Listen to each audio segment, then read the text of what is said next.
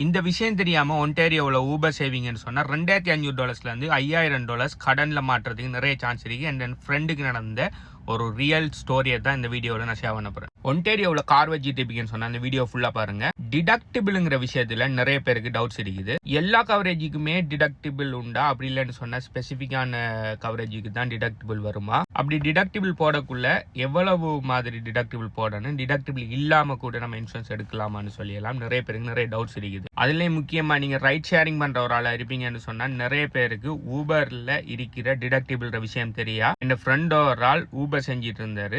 அவருக்கு ஆக்சிடென்ட் உண்டா இன்னைக்கு. அதுக்கு பிறகு எப்படி அவரு கிட்டத்தட்ட $5,000 கடனுக்கு தள்ளப்பட்டாருங்கிற எல்லா விஷயத்தையுமே இந்த வீடியோ சொல்ல போறோம். ஸோ அந்த வீடியோவை சேவ் பண்ணி வச்சுக்கொள்ளுங்க. இப்ப இல்லாட்டியும் உங்களுக்கு ஃபியூச்சர்ல உதவும். முதலாவது இன்சூரன்ஸ்ல மெயின் கான்செப்ட் என்னன்னு சொன்னா ரிஸ்க் ஷேரிங். ரிஸ்க்கை இல்லாமக்கல, யாருமே எந்த விதமான ரிஸ்கையும் இல்லாமக்கல. நீங்க ரோட்ல போகக்குள்ள உங்களுக்கு ஆக்சிடென்ட் நடக்குமா இல்லையாங்கிறது யாருமே ப்ரெடிக்ட் பண்ணல. ஓகே, ரிஸ்க் இருக்கு. ஆனா நாளைக்கு நீங்க போகக்குள்ள ஆக்சிடென்ட் ஆகக்குள்ள உங்களுக்கு வர மெடிக்கல் அறிக்கட்டும், உங்களுக்குரிய பேமெண்ட்கள் அறிக்கட்டும், நீங்க கொண்ட இன்னொரு ஆளை மோதி அவருக்கு நடக்கிற அப்படி வேற ஒரு தேர்ட் பார்ட்டிக்கு நடக்கிற பேமெண்ட் அறிக்கட்டும், அப்படி இல்லைன்னு சொன்னா உங்களோட காருக்கு நடக்கிற பிரச்சனை அறிக்கட்டும், எல்லாத்தையுமே மொத்தமா ஒரு தனிநபர் எடுக்கக்குள்ள ரிஸ்க் பயங்கரமா கூட. இப்போ ஒரு ஆளை போய் நீங்க அடிச்சு தூக்கிட்டீங்க, அவன் உங்களை சூ பண்றான், $500,000 சூ பண்றான்னா $500,000 உங்களால பே பண்ண இயலுமான்னு சொன்னா இல்ல, ஒரு தனிப்பட்ட நபரால பே பண்ண முடியாது. அதனாலதான் ஒரு தனிநபர்கிட்ட இருக்கிற ரிஸ்கை எடுத்து அந்த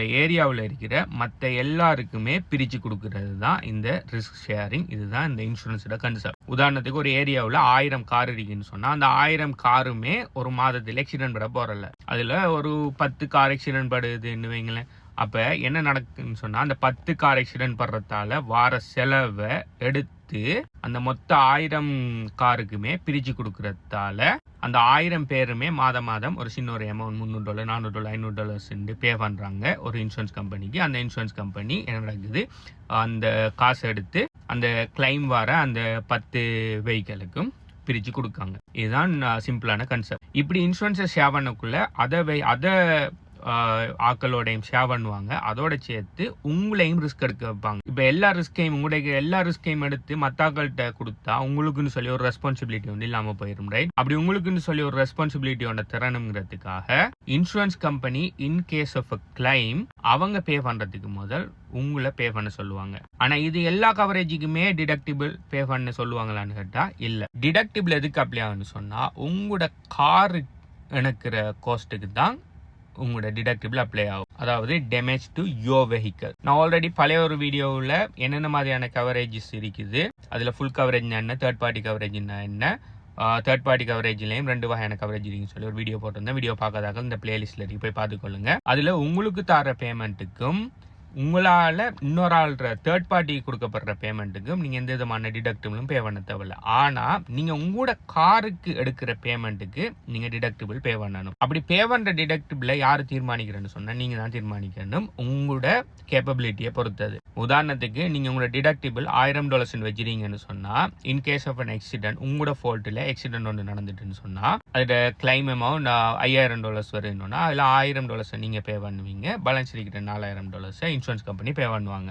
இது கொலிஷனுக்கு மட்டும்தான் பொருந்துமான்னு கேட்டா இல்ல. இது நீங்க இன்னொரு வாகனத்தோட போய் ஆக்சிடென்ட் பண்றதா இருக்கட்டும், இல்ல நீங்களா போய் ஒரு இடத்த முற்றுறதா இருக்கட்டும், உங்களோட இதுக்கு கொலிஷனுக்கும் இது பொருந்தும். அதோட சேர்த்து கம்ப்ரஹென்சிவ்க்கும் இது பொருந்தும். அதாவது உங்களோட காரை என்ன கல்வெடுத்துட்டு போயிட்டாங்க, இல்லாட்டி உடஞ்சிட்டு கார்ல எதுனா, அடுத்தது ஃபயர், அடுத்தது ஃப்ளட், மற்றது இந்த ஸ்னோவால் ஏதாவது உங்க காருக்கு நடந்துட்டுன்னு சொன்னாலும் இன்சூரன்ஸ் கம்பெனி ஒரு பேமெண்ட் ஒன்று ப்ரொவைட் பண்ணுவாங்க. அதுக்கு முதல் நீங்க என்ன டிடக்டிபிள் நீங்க கொடுக்கீங்களோ அந்த டிடக்டிபிளை நீங்க பே பண்ணணும். இதுல நீங்க பெரிய டிடக்டிபிள் நீங்க இன்சூரன்ஸ் எடுக்கக்குள்ள கொடுத்துருப்பீங்கன்னு சொன்னா உங்களோட இன்சூரன்ஸ் பிரீமியம் குறையும். இதே சமயம் குறைஞ்ச அளவுக்கு டிடக்டிபிள் நீங்க கொடுப்பீங்கன்னு சொன்னா உங்களோட இன்சூரன்ஸ் பிரீமியம் கூடும். அதாவது நீங்க கூடுதலான ரிஸ்க் எடுத்தா இன்சூரன்ஸ் பிரீமியம் குறையும். அப்ப இன்சூரன்ஸ் கம்பெனியோட ரிஸ்க் குறையறதால அவங்க என்ன செய்வாங்க, உங்களோட பிரீமியத்தை குறைப்பாங்க. இதே இது நீங்க குறைவான ரிஸ்க் எடுப்பீங்கன்னு சொன்னா இன்சூரன்ஸ் கம்பெனி கூடுதலான ரிஸ்க் எடுக்கணுங்கிறதுக்காக அவங்களோட இன்சூரன்ஸை கூட்டுவாங்க. நார்மலா பாத்தீங்கன்னு சொன்னா கொலிஷனுக்கு நீங்க தனி டிடக்டிபிள் கொடுக்கலாம், கம்ப்ரிஹென்சிவ்க்கும் நீங்க தனி டிடக்டிபிள் கொடுக்கலாம். ஆனா நார்மலா பாத்தீங்கன்னு சொன்னா மொத்தமா ரெண்டையும் கம்பைன் பண்ணி ஆல் பெரில்ஸ்ன்னு சொல்லி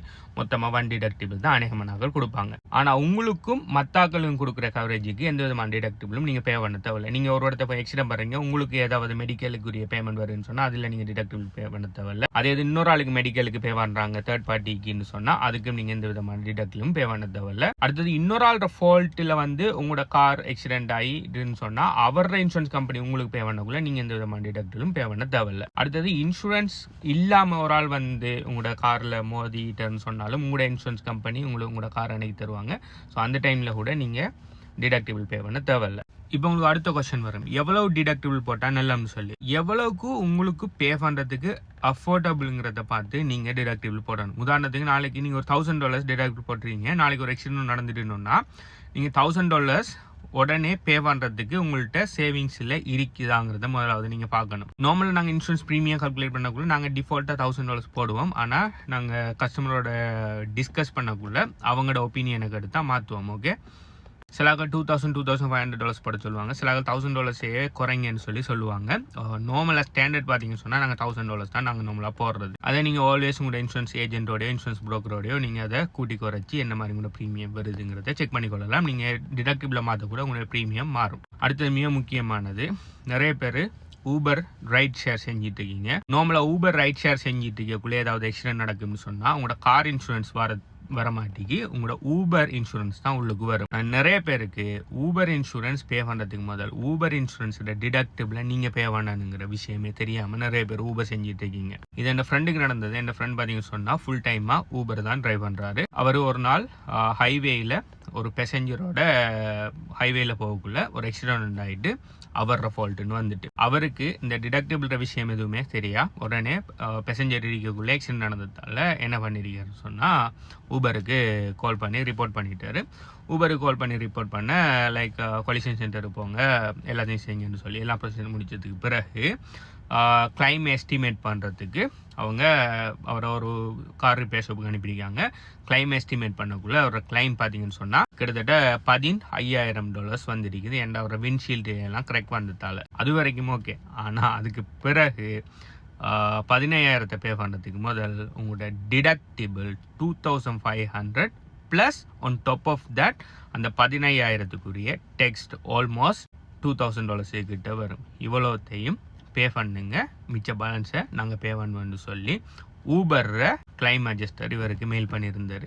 அதுக்கு பிறகு தான் இவருக்கு தெரியும் ஊபர் இன்சூரன்ஸோட டிடக்டிபிள் $2,500 சொல்லி. இவர் ஃபுல் டைமாக ட்ரைவ் பண்ணிட்டு இருந்தது Uber like pay check to pay check தான் இவர் வாழ்ந்துட்டு இருந்தது. இப்போ ஊபர் ஆக்சிடென்ட் மட்டும் ஊபர் கார் கணக்காமல் ஊபர் திரும்ப ட்ரைவ் பண்ண விட மாட்டாங்க. ஸோ அவரோட இன்கம் ஸ்டாப் ஆகிட்டு ஆல்ரெடி சேவிங்ஸும் இல்லை ஒன்றும் இல்லை. இப்போ அவர் 2,500 ப்ளஸ் அந்த இது என்ன டெக்ஸ் எல்லாம் சேர்த்து ஆல்மோஸ்ட் $4,500 to $5,000 சம்திங் ஏதோ பே பண்ணினா தான் பேலன்ஸ் அடிக்கிற எவ்வளோ அந்த 13,500 அந்த $12,500 அவங்க பே பண்ணுவாங்க சொல்லியிருக்காங்க. அதுக்கு பிறகு அவர் நிறைய பேர்கிட்ட கடன் வாங்கி தான் அந்த டிடக்டிபிள் ப்ளஸ் அந்த டெக்ஸை பே பண்ணி அதுக்கு பிறகு ஊபரால் அதை இணைக்கி எடுத்ததுக்கு பிறகு திரும்ப ஊபரை ஓட ஸ்டார்ட் பண்ணி அதுக்கு பிறகு அந்த $5,000 கடனை கட்டி முடித்தார். ஸோ நீங்கள் ஊபர் ஓடுற ஒரு ஆள் இருப்பீங்கன்னு சொன்னால் உடனே நான் சொல்கிற நம்பாட்டி உங்களோட ஊபர் கஸ்டமர் கேர் சம்திங் இருக்குன்னு தானே அதில் போய் உங்களோட இன்சூரன்ஸோட டிடக்டிபிள் எவ்வளோ, அதாவது இன்கேஸ் ஆஃப் ஆக்சிடென்ட் உங்களோட ஊபர் இன்சூரன்ஸோட டிடக்டிபிள் எவ்வளோன்னு சொல்லி நீங்கள் கேட்பீங்கன்னு சொன்னால் $2,500 இது நடந்தது லைக் போன வருஷம் நினைக்கிறேன். இப்போ எவ்வளோன்னு தெரியாது. லைக் ஊபர் இன்சூரன்ஸுக்கு டிடக்டிபிள் இருக்குது, அதே மாதிரி லிஃப்ட்டுக்கும் டிடக்டிபிள் இருக்கும். அது எவ்வளோன்னு சொல்லி தெரியல எனக்கு. நான் நினைக்கிறேன் 1,000 சம்திங். ஒவ்வொரு இன்சூரன்ஸும் அவங்க எடுக்கிற ரிஸ்க்கு ஏற்ற மாதிரி அவங்க டிடக்டிபிள் வச்சுருப்பாங்க. ஈவன் தோ என் ஃப்ரெண்டோட கார் இன்சூரன்ஸ் அவர் பர்சனல் கார் இன்சூரன்ஸோட அவரோட டிடக்டிபிள் $1,000 தான். ஆனால் அது ஆக்சிடென்ட் நடக்கக்குள்ள அவர் ஊபர் டிரைவ் பண்ணிட்டு இருந்ததால அவர் $2,500 பே பண்ணணுன்னு சொல்லி இதுக்கு தள்ளப்பட்டார். ஐ ஹோப் இப்போ உங்களுக்கு டிடக்டிபிள் என்ன, டிடக்டிபிள் என்ன மாதிரி போடணும், டிடக்டிபிள் எந்தெந்த கவரேஜுக்கெல்லாம் அப்ளை ஆகும், எந்தெந்த கவரேஜுக்கெல்லாம் அப்ளை இல்லை, அடுத்தது இதை மாதிரியான ஊபர் லிஃப்ட்டுக்குள்ளே இருக்கிற இந்த டிடக்டிபிள் டீட்டெயில்ஸ் எல்லாம் தெரிஞ்சிருக்கும்னு நினைக்கிறேன். ஸோ நீங்கள் கார் வச்சிருக்கீங்க ஒன்டேரியோவில் அப்படின்னு சொன்னால் கார் வாங்க போகிறீங்க, உங்களோட ரினியூவல் பார்த்தீங்கன்னு சொன்னால் இன்னொரு 30 டேஸுக்குள்ளே வருதுன்னு சொன்னால் நீங்கள் எனக்கு கால் பண்ணுங்கள். நான் ஒன்டேரியோட லைசன்ஸ் இன்சூரன்ஸ் புரோக்கர் 30+ கம்பெனிஸோட எங்களோட ப்ரோக்கரேஜ் ஒர்க் பண்ணுது. உங்களுக்கு பெஸ்ட்டான ரேட் ஒன்று நான் செக் பண்ணி சொல்லுவேன். என்ன கான்டாக்ட் பண்ணுற டீட்டெயில்ஸ் பார்த்தீங்கன்னு சொன்னால் இந்த நேமில் இருக்குது, அப்படி இந்த பயோவில் இருக்குது. அப்படி இல்லைன்னு சொன்னால் எனக்கு டிரெக்ட் மெசேஜ் பண்ணிங்கன்னு சொன்னால் ஆட்டோ ரிப்ளையாக கூட வரும். உங்களுக்கு இதே மாதிரி இன்சூரன்ஸ் ரிலேட்டடான ஏதாவது கொஸ்டின்ஸ் டவுட்ஸ் இல்லைன்னு சொன்னால் கமெண்ட்டில் லீவ் பண்ணுங்கள். I'll try to answer that. Bye.